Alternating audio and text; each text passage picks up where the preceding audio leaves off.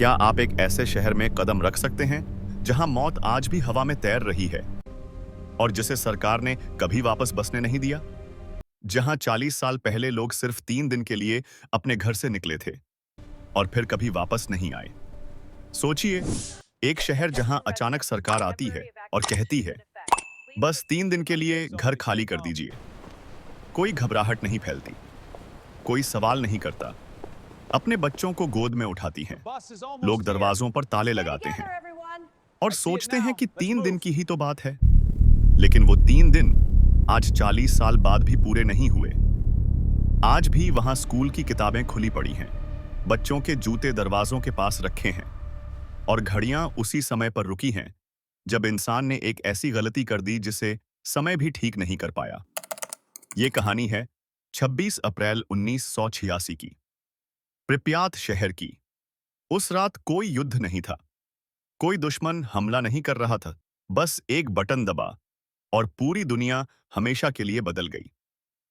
Chernobyl nuclear plant के reactor number 4 में एक साधारण सा टेस्ट होना था। लेकिन इतिहास अक्सर गलत फैसलों से नहीं, बल्कि गलत जिद से जन्म लेता है। पावर अचानक गिर गई, अलार्म बजने लगे, लेकिन उन्हें नजरअंदाज कर दिया गया क्योंकि किसी ने भी ये मानने से इनकार कर दिया कि रिएक्टर अस्थिर हो चुका है। फिर वो पल आया, 1 सेकंड से भी छोटा। रिएक्टर के भीतर भाप का दबाव हद से ज्यादा बढ़ गया और फिर एक जोरदार धमाका।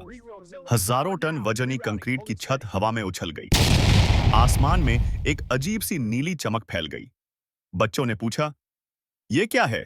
माँ बाप ने कहा, शायद आग लगी होगी। उन्हें नहीं पता था कि वो जिस रोशनी को देख रहे हैं वो आग नहीं, मौत का रेडिएशन है। और रेडिएशन की सबसे खतरनाक बात यह है कि वो दिखता नहीं, वो तो चुपचाप कोशिकाओं को अंदर से जलाकर राख कर देता है। दमकल कर्मी पहुंचे, बिना किसी सुरक्षा के। उन्हें बताया गया कि सिर्फ छत पर आग लगी है। उन्हें यह नहीं बताया गया कि वो जलते हुए पत्थर नहीं, बल्कि खुले हुए रिएक्टर का जलता हुआ दिल है। उन जवानों की त्वचा लाल पड़ने लगी, मुंह में धातु जैसा स्वाद आया, पर वो काम करते रहे क्योंकि आदेश यही था। हैरानी की बात तो यह है कि जब हवा में जहर घुल चुका था, तब भी सरकार सच छुपाने में लगी थी।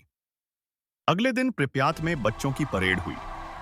वो सड़कों पर खेलते रहे और हर सांस के साथ वो अदृश्य मौत उनके शरीर में उतरती रही। 2 दिन बाद जब सच छुपाना नामुमकिन हो गया, तब पूरे शहर को खाली करने का आदेश आया।